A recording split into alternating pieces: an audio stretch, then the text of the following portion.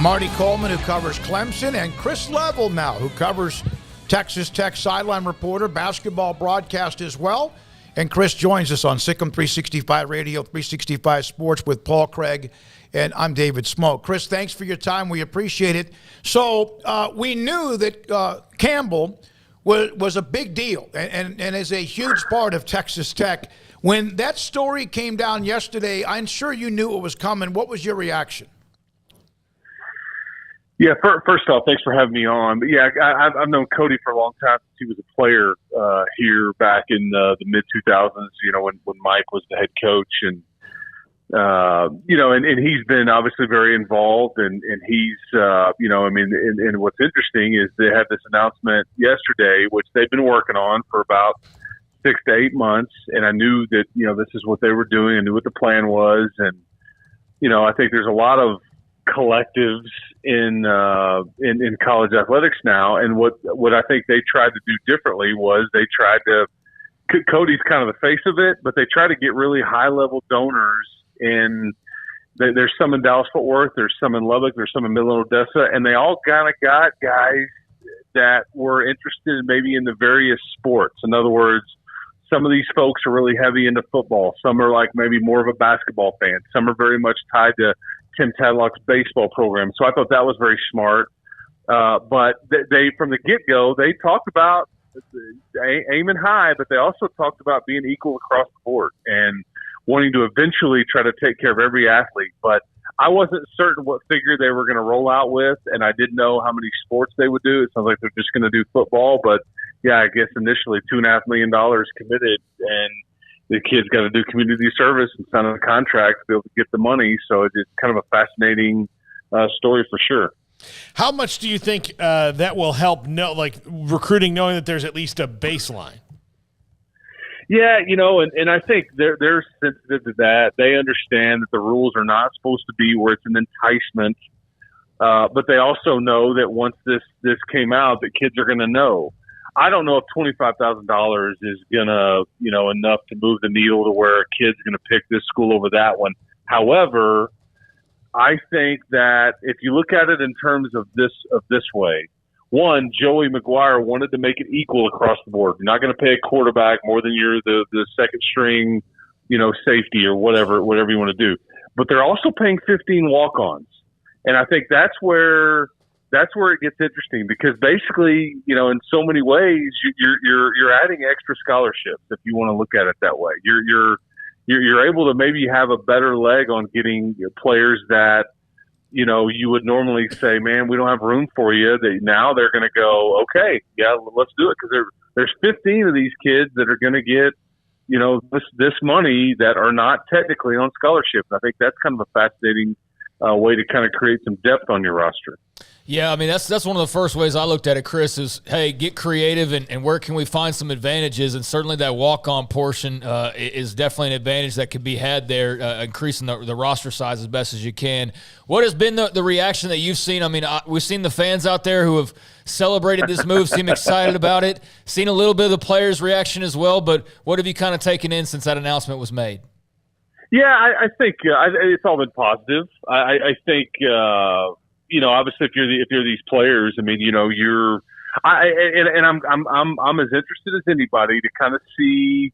I'd like to know how much, you know, community service they have to do. They're talking about maybe doing some things for communities not necessarily in Lubbock, and maybe the Midland, Odessa, or Metroplex, or where there's other, you know, Tech alumni bases. And I'd love to know how much they're going to have to do and what that's going to entail. But they've picked, like, you know, 5 or so charities, like the United Way and you know, I'm trying to think of some of the South Plains Food Bank, and so I'm just, because I think that ideally, look, we know college sports it's skewed right now. It's not real innocent and wholesome. It doesn't feel like right now.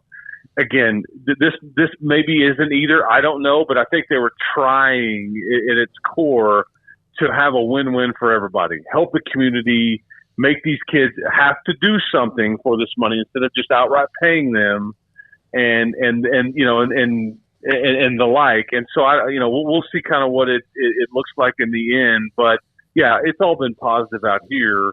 I can see other, there's been some shots taken at Tech from some of the TCU folks that's kind of been stirred up on social media. I think one of the, Sonny Dykes' staff members, he made reference to, if that's what you have to pay to have kids go out in the desert and all that. And so all the fan bases are having field day with that. So that's been a wild deal. And I think Tech football has actually kind of played up on it. If you go check some of the social media accounts, you'll see a cactus emoji going on all over the place. But yeah, that's what makes sports fun, though, right? It's everybody's trying to figure out how to get a leg up on the next guy. Well, you wonder, if you're a fan base that initially saw other programs appear to take advantage of NIL quicker and sooner than you did, and then all of a sudden the program you like or cover or whoever maybe join the fray, you might change your mind about NIL. Yeah, and I will tell you, Texas Tech is they jumped in this thing knee deep quickly, especially men's basketball. I mean they'll make no secret about. I mean they're throwing and again it's donors or companies, they're wanting to be heavily involved there, and I think football that they're trying to do this kind of idea that eventually spills over to baseball. But here's what's fascinating to me, David, is that there's people sitting there that want to be a part of college athletics, whether they're season ticket holders or huge donors and everything in between. And there's only so many dollars to go around. So if I'm a school like Texas Tech, do I want to donate to the Matador Club? Do I want to buy my suite? Do I want to donate to the Red Raider Club, which is technically the scholarship fund? What exactly do I want to donate to if I can only afford to donate to one? And so now you've got these entities that are closely aligned, yet they're competing for the same dollars when there's only so much money. Mm-hmm. So that part is kind of fascinating to see kind of what's going on these college campuses, because coaches, they need all of it. I need the NIL money. We also need our scholarships funded. We also need season tickets and suites sold out. I mean, so that part has kind of been interesting to see how that is going to go, especially long term, because again, some of these folks only have so much money and discretionary income to try to give to one of these things. I think that's where some of that TCU frustration comes from as well, is the fact that, that's not the case at every single school, Chris. Not everybody's opening up their purses like Texas Tech fans are right now. And you're right. I brought that up the other day. It's like, at what point do you have to turn off the faucets because you've been giving and giving and giving? Where does that end? But, some places I wonder just how much care there is to give in the first place. And I think that's maybe where some of that Twitter frustration comes from, if you will. Yeah, and I think we see like maybe smaller crowds at TCU stuff, and the TCU has plenty of money. It just depends on how they want to spend it, where they, the certain people that are donating it. I mean, their endowment is enormous. They don't want or need for anything. I mean, go look at their facilities. I mean, they're. But you're right. Maybe it's the everyday common guy that's not donating it. They're not enough people given to that kind of thing. I don't know, but it's just it's fascinating to see kind of everybody's dealing with this. And but this was the latest story that came out on NIL. It just happened to come out of Lubbock yesterday, and it's kind of fascinating to see kind of even across the board. And I wasn't certain like I told you guys earlier, I wasn't certain what the figure was. I think they were trying to see how much money, because what they ultimately want here is they want this to be sustainable. They don't want a one-off and they're like, let's go get $1 million and let's go buy a quarterback. They want a fund that is going to be here every single year and it sustains itself. And so 15 years from now, these kids are getting something and maybe even more, but and so they went and hired an NCAA, somebody that used to be in the compliance office, NCAA, that was an attorney to try to make sure they were following the rules. And they tried to do it the right way. Is it being done the right way? I can't say for certain. I'm not in those meetings, but they had the right idea in mind to a certain extent.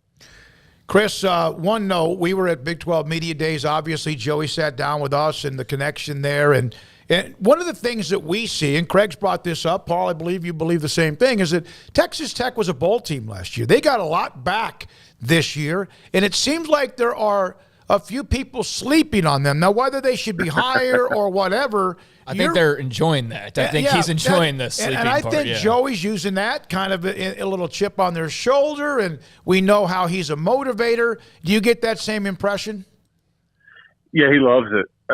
He does. And you make a great point, because I think that it's an indictment on the fact that you're not real sure what you've got at quarterback. I think you've got bodies there, Tyler Shuck and Donovan Smith and Baron Morton.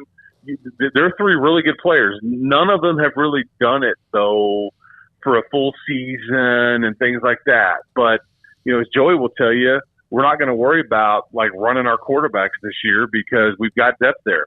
So when one gets dinged up or something, we're going to be fine. We're going to be good. We're probably going to play more than one guy. But I think it's what's fascinating to me is Texas Tech has questions. Make no mistake, and that's why they're picked, the back end of the standings. But there's a lot of these teams that have a lot of questions. I mean, there's a lot of assumptions being made on this transfer quarterback coming here, and so okay, they're going to be just fine. Or this coordinator left that unbelievable Oklahoma State defense, and so but they're still going to be fine. They've got a few. I mean, there's just a lot of us. I think we're open for a wild league race. I think Texas Tech feels like they maybe not real sure how many true strengths they have on their roster. However, I would argue there's not really any weaknesses there either. They're just solid. And he's really gone to work in the portal like everybody has. They have plenty of depth. They're recruiting well. And there's a lot back. And it's a team that went to a bowl game and won a fun game over Mike Leach and Mississippi State last year in Memphis. Chris, obviously got to check out Media Days last week and hear from Brett Yormark for the first time, and that leads me into realignment and all of this talk that's going on. Obviously, you've seen that. Everybody involved with college football has seen that or been a part of that talk. What are your thoughts from the Texas Tech perspective on just continued rumors, the state of the Big 12, Yormark coming in, and what maybe is around the corner? I'm tired of merger talks. It doesn't make it. It's silliness to me. It sounds great. It makes for great stories. Everybody's kind of playing fantasy football with the realignment stuff. To me, it boils down to this. I'm fascinated to see what three schools do, because that's going to decide, at least impact the Big 12. Okay, maybe I should reference that. What does Notre Dame do? And it sounds like they want to kind of hold off a little bit and wait till they renegotiate with NBC or not renegotiate with NBC. And that kind of ultimately is going to determine what happens with Oregon and Washington, in my opinion, and if they're fit in the Big Ten or whatever. But Notre Dame holds all the cards there. But really, to me, as far as the Big 12 goes, it really is all about what the Arizona schools want to do. That's really the next step. If they want to make a move and they think they're in a better situation where they're at, or if they want to make the leap, we're going to know that, as soon as the Pac-12 really gets knee deep in their negotiations, they're going to have a good idea of what that looks like and if they want to be a part of it or not. Because I don't think you're taking Colorado and Utah. I think it's more about the Arizona schools, and I think Colorado, which I'm not certain is just that great of an addition, but I think Utah would be, and there's the BYU connections and all that. But really, it's about the Phoenix market and Arizona schools, because I think I know for a fact there was mutual interest in that last summer, and because Lawrence Skubanek was knee deep in those conversations, and I think Kirby Hocutt was on the subcommittee as relates. So.